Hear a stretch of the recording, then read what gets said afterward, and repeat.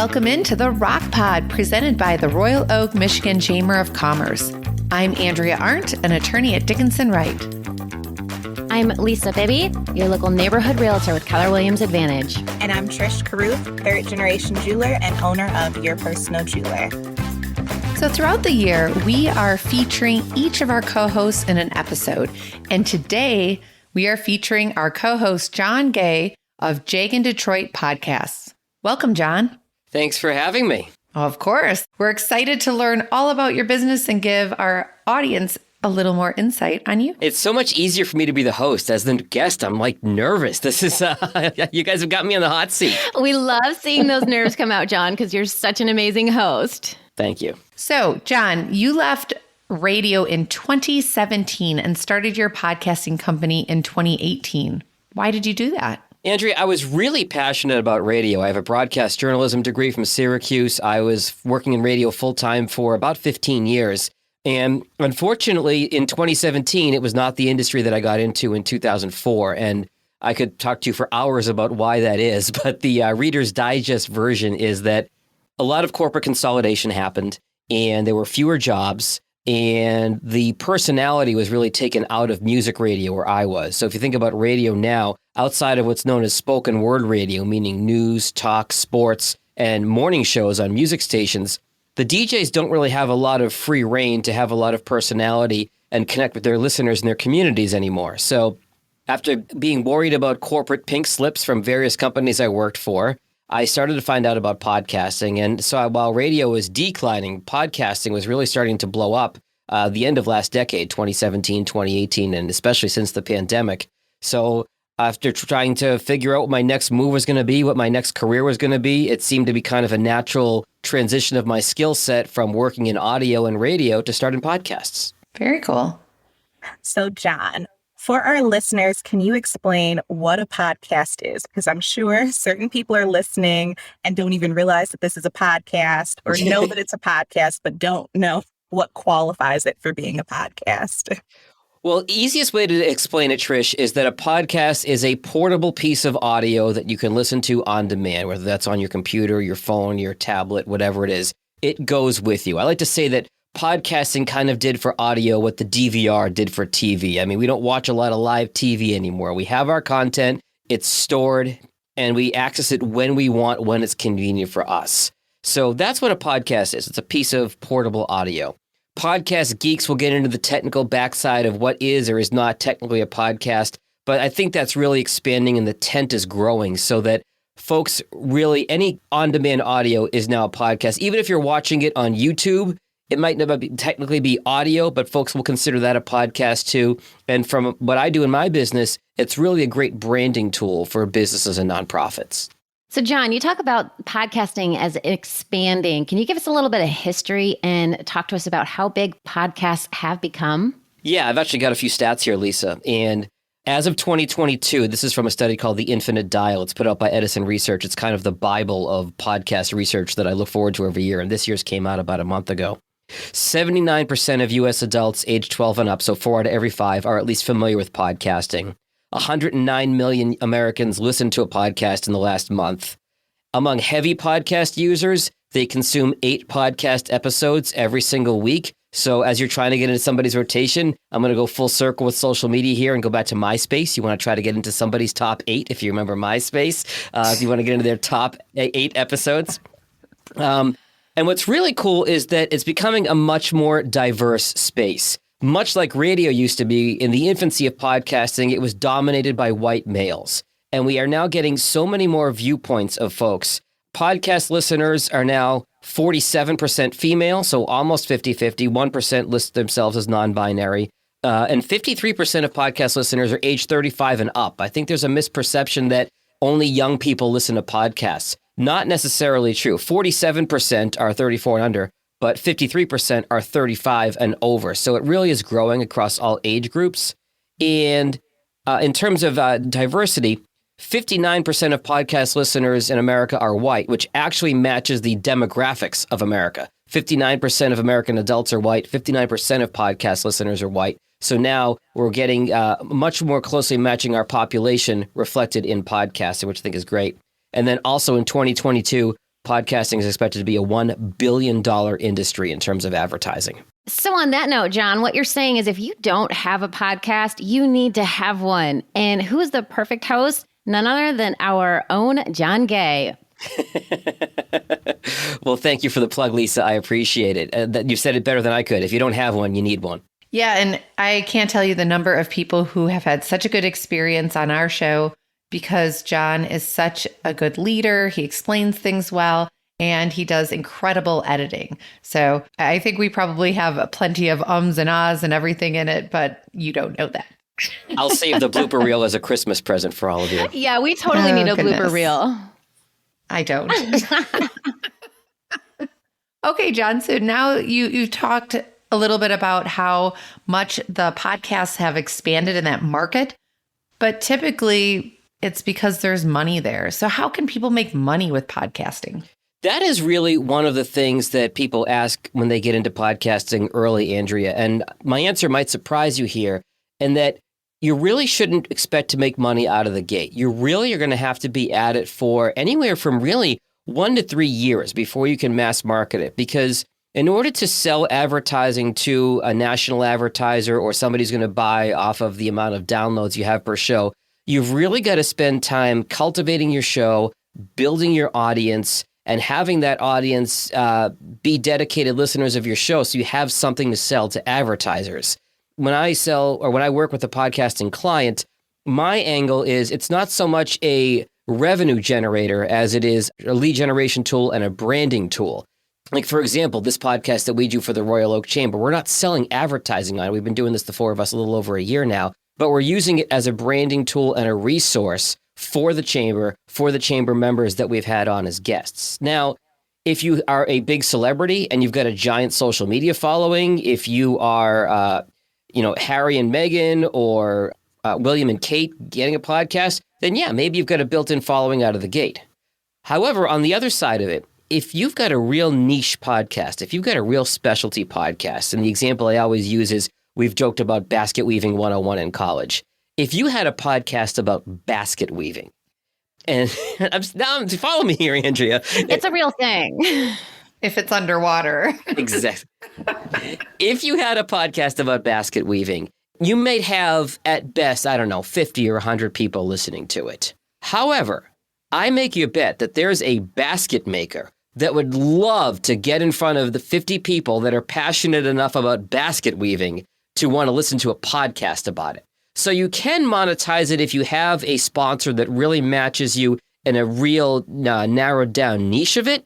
But for the most part, it's going to be used as a branding tool. It's going to be used in your sales funnel, the dreaded sales marketing funnel we've all seen lately. But it's not going to be a moneymaker out of the gate. And I want to temper expectations. In most cases, you're not going to make money on it out of the gate. So, Jon, can you expand a little bit about that? Like if, say, I was to come to you and do my own personal podcast, do you help guide your clients through starting and keeping affiliated marketing? Lisa, you're so good at social. I'm surprised you haven't asked me to do this for you yet. No, in all seriousness, though, yes, I kind of have a soup to nuts A to Z approach with my podcast clients. I'll use my background as a radio DJ and also a program director running radio stations to help you conceptualize your show. What's the show going to be about? How is it going to be laid out? Kind of the who, what, when, where, why, how. One of my early mentors in radio told me that doing a radio show, or in this case, a podcast, is kind of like driving a NASCAR. You do all your work in the pit, so when the race starts, all you've got to do is drive the car. That's kind of the analogy that really stuck with me. So we want to plan out the show. Who are we going to have for guests? How long are we going to be? Maybe what are our topics going to be for X number of shows that we're going to start with? Typically, I sign clients up for one season. We decide that's 3 episodes, 5, 10, whatever they want to do. It's a limited commitment, so it doesn't become a burden. And we say, okay, this is how many episodes we want to do. This is what we're going to cover in these episodes. Once we get done producing all these episodes and publishing them, we can reevaluate and say, hey, this is great, Jon. I want to do more. Or, hey, this was fun, but I think I want to focus my attention elsewhere. And that's fine. So conceptualizing the show. And then I have various plans that I work on clients with. I have some clients that record their own podcasts They Dropbox it to me, the audio. I go through it. I clean up the ums and uhs and likes and you-knows, and I put the music in, and I even out the levels, and I make sure everything sounds broadcast quality, and I just Dropbox it back to them. I have some clients that have me record the show and sit in a session like four of us are in right now, and I'm sort of the silent producer, and I'll kind of coach them through, hey, you know what? You said that a little funny. I think that word came out wrong. Let's go back and say that again. Or, hey, we're getting a little far afield here on a tangent. Let's bring it back here.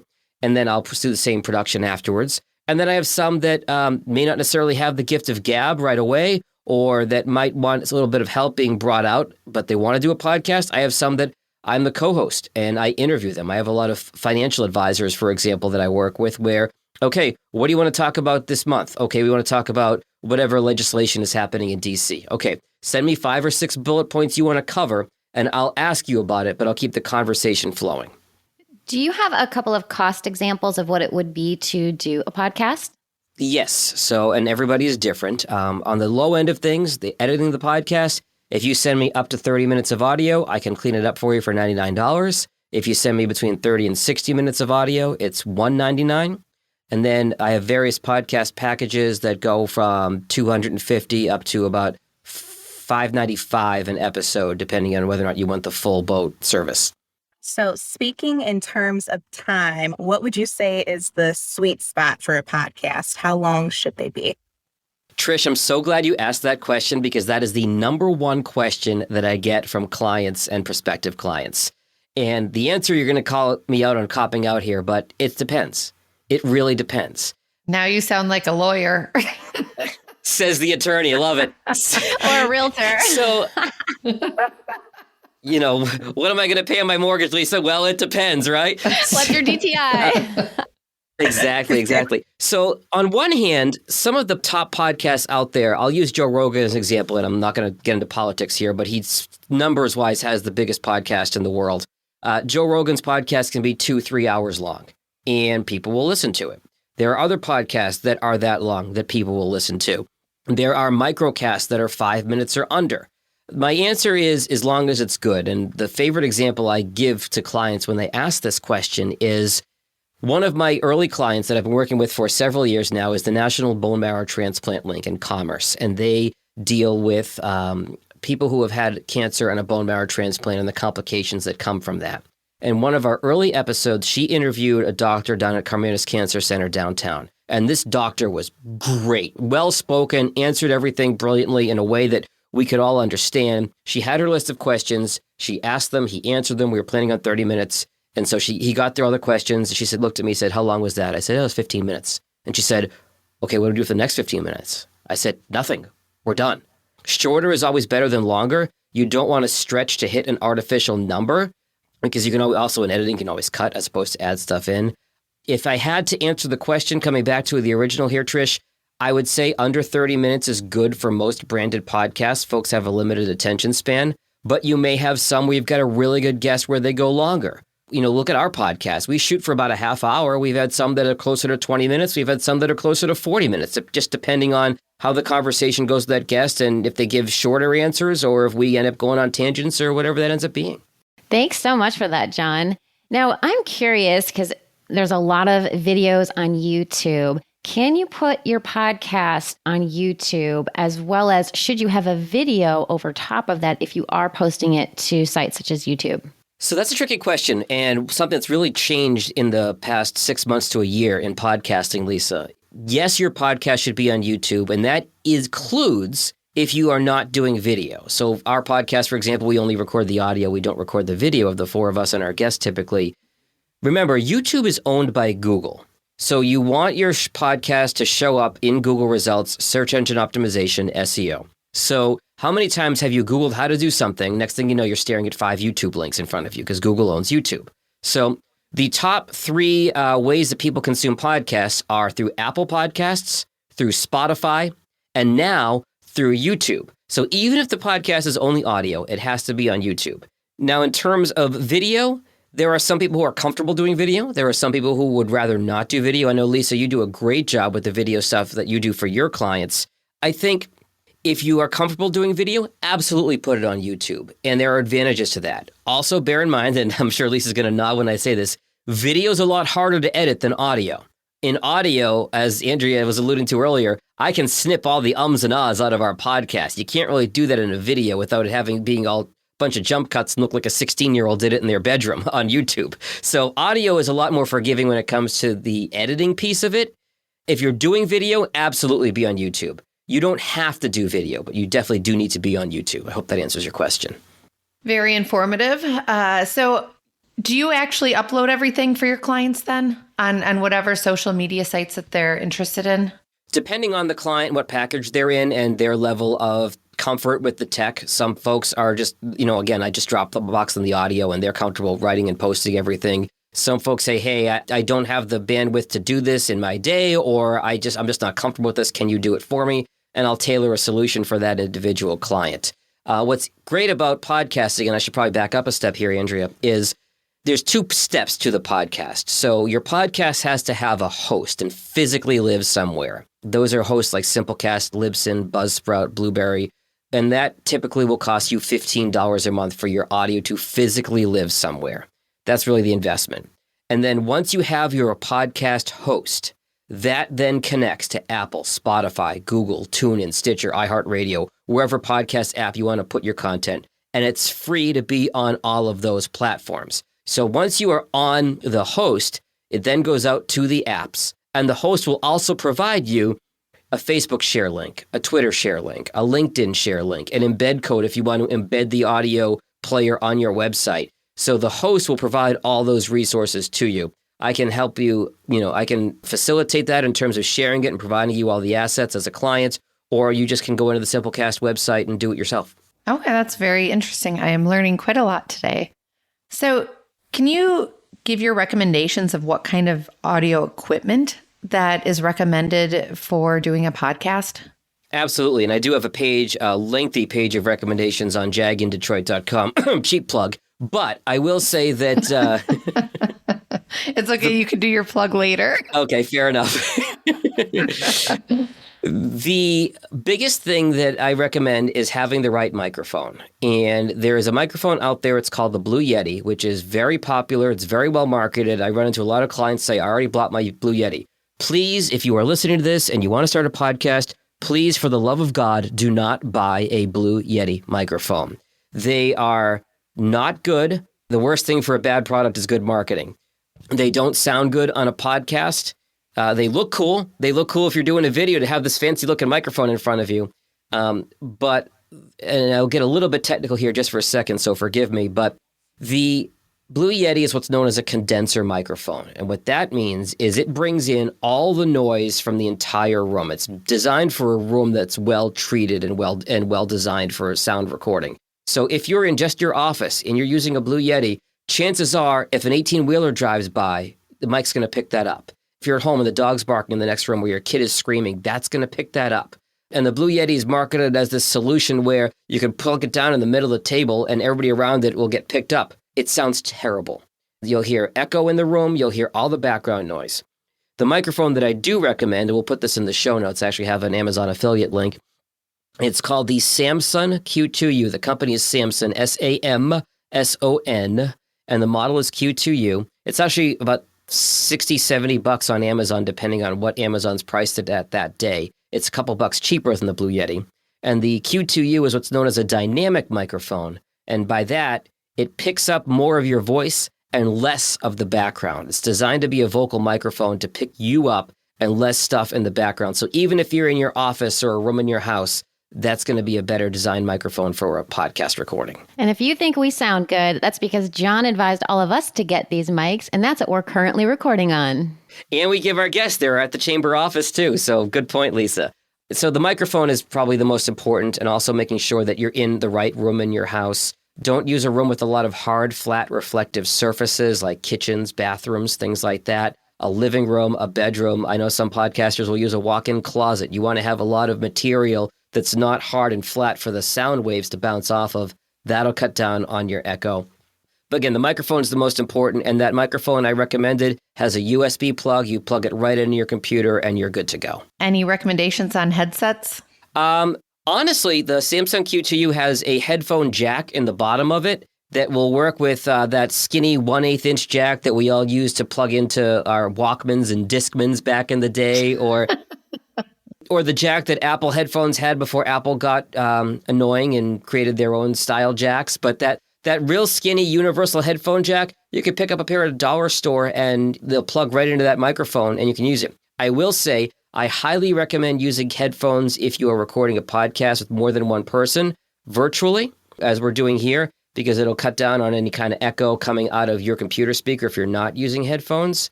And also, if you're using one of these online recording platforms, we're using Riverside right now. I also recommend Squadcast, Zencaster, and there are a couple others. You want to make sure you tap on your microphone. We did this before we started recording. You have your guest tap on their microphone like this to make sure that right microphone is selected by the software. I actually was doing a webinar this morning, and before we started, the host said, you sound like you're in a tin can. And I realized it was picking up the microphone in my webcam from across the room and not the professional microphone that I use. So always, always, always check your microphone. The audience may not know that we are actually doing this podcast in 4 different locations. We're doing it virtually. Can you explain to our audience a little more about virtual podcasting? Yeah, so I think 90% of my podcast clients, Andrea, I work with virtually. There are some that I have a mobile studio I can bring to their office and do in person, and some prefer it that way. But really, obviously, the remote recording took off just like everything else did during COVID. There are platforms out there. The one we use is called, as I mentioned, Riverside.fm. There's also Squadcast.fm and a couple others. I'm happy to talk to anybody offline about that. And what you said really hit the nail on the head, Andrea. I think a lot of our listeners might not realize we're not in the same room. And that's because the technology is that good that it can sound like we're all in the same place. We're all kind of in our homes or our offices right now. And I will say using a platform, like I mentioned, designed for this is better than using something like Zoom or Teams or something like that. And what's really important about this is these platforms, again, sorry to be technical, but these platforms record the audio locally on your own computer and then upload it. How many times have you been on a Zoom call where the syllables kind of drop and you lose a couple things here and there? And then sometimes you have that kind of hollow, tinny sound to people's voices. The reason for that is, and they've gotten better in the last few months, but Zoom actually pulls some of the frequencies out of the human voice. It's the parts that we don't need to hear to understand what somebody's saying, and only leaves the parts that we need to understand the words, and that helps keep the bandwidth down as far as how much audio is being transferred and things like that, because it's relying on the internet connection. These platforms actually record the full spectrum of somebody's voice. They record it locally and then upload it to the cloud. And then I can have 4 or 5 different tracks from each of us, put them all together. And if somebody talks over somebody, I can fix that. If somebody's phone dings while somebody else is talking, I just mute their track. It's actually a pretty easy process. And then I can also make up for any audio issues if somebody has some tricky audio on their part. Well, and I want to let the audience know this is better than just having a 4-way or 5-way telephone call, because we actually have video. And so we can see how people are reacting. And even though we're not recording the video and presenting that on social media, it's still nice to have that feel like you're with someone in a room. Right. Body language is so important. And short of being in person, we can see each other's faces. We can kind of, one of us will hold the finger up if we want to jump in and ask a follow-up question to a guest. Well, which finger, John? This is my index finger. He's got the pointer. Yeah. As if to say 1 second. There we go. So, John, it's been really great to hear all about podcasting and how you can help everybody. But I'm curious, what are you doing with your life when you're not doing all these podcasts? We want to get to know you. So my wife and I have our little house and our big dog, our 80-pound dog, Jules. As people who know me know, I grew up in Boston, and so I'm a Patriots fan. Our former dog that's no longer with us is Brady, and our new dog is Jules, named partly after Julian Edelman. Jules is a sweetheart. She's a 100% red-bone coonhound, which we did not know when we adopted her. We just thought she was a mutt. We rescued her from a shelter. I think she's 8 or 9 now, but we did a DNA test, and as Lizzo would say, she's 100% that dog. She's a little bit of a spaz, but we love her very much, and my wife and I love to travel. So we actually just got back from a long weekend in Vegas. We were in Hawaii in December. This summer, we are planning on a week in Hilton Head, and our big trip for the year, we're going to go to Iceland for a week. So if anybody has any recommendations. Oh my gosh, I love that. And did you know that the Vikings actually called it Iceland because they wanted to steer people clear of visiting it? Versus Greenland, they called it Greenland because they wanted to attract people there. And they're actually opposite when you go there. Iceland is beautiful and green, and Greenland is quite icy. Yeah, further north. Yeah, I have heard that, Lisa, but that is a really fun fact. Yeah. And now it is time for our fishbowl question of the day, where we pull a totally random question for you. Lisa, can you pull our fishbowl question of the day? All right, John, you ready for this? I'm going to dig in and get you a really good one. About as ready as I'm going to be. Now I'm nervous. All right, here goes nothing. When you were a kid, did you ever wish your parents gave you a different name? That's a good one. Okay, so two parts to that. So my middle name is Alexander, and so that's how I got JAG. I was JAG when I was on the radio. That was my DJ name, and my company is JAG in Detroit. My full name is Jonathan Alexander Gay, and my mom would tell me that she gave me the middle name Alexander because she thought I'd be destined for great things. She was a little off with that, but we'll get it to her. I wish I had a different last name growing up, because I got made fun of a lot in middle school. And then even like frat boys looking at the student directory in college and, oh, is your name really Jon Gay? Oh, in the late 90s. And so I did learn as the short, scrawny, balding Jewish kid with the funny last name that if you make the joke first, they laugh with you, not at you. But also, we had a bit of a dust up in high school when I ran for class treasurer. Keep in mind, this is 1997, 1998. So, 25 years ago. I ran on the campaign slogan, "Get the issues straight, vote gay." And I love it. That's awesome. And I had a vice principal that was a former MP in the Marines who was not amused.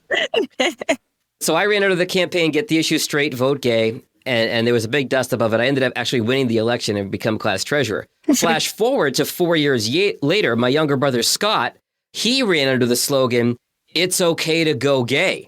And he ran for class president. And he actually did not win. But I remember for his birthday one year, my mom and I framed the local newspaper articles that got written about it when he went to the newspaper and complained about being discriminated against because of his last name. Because he's a gay. Yeah, not being able to use his slogan. And so, and then of course, sibling rivalry being what it is, I said, hey, I would have gone to the paper too, but I won. Wow, that's fantastic. It looks like your mom was right in giving you the middle name Alexander. You have quite successful in everything that you're doing. Thank you so much. I appreciate that, Lisa. And maybe that is why you're such a good conversationalist, because you had to be. Yeah, that's probably fair. I was a really shy, awkward kid growing up, and then a coworker of mine in radio, my friend Nick Craig, that used to work with me at Channel 955 10 years ago, said that the microphone is like Superman's cape. When I was working in radio, you put me in a nightclub by myself, I'm a wallflower. You put a microphone in my hand, I will talk, hey, bachelorette party, hey, come, blah, blah, blah, blah, blah, night and day. Very cool. Well, I didn't even know that about you, so that was a great fishbowl question.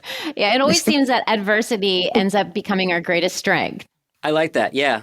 John, it was so great to have you on our show today and learn more about podcasting. Can you let our listeners know how they can get a hold of you? Sure. Everything is JAG in Detroit. My website is JAG in Detroit, JAGINDETROIT.com.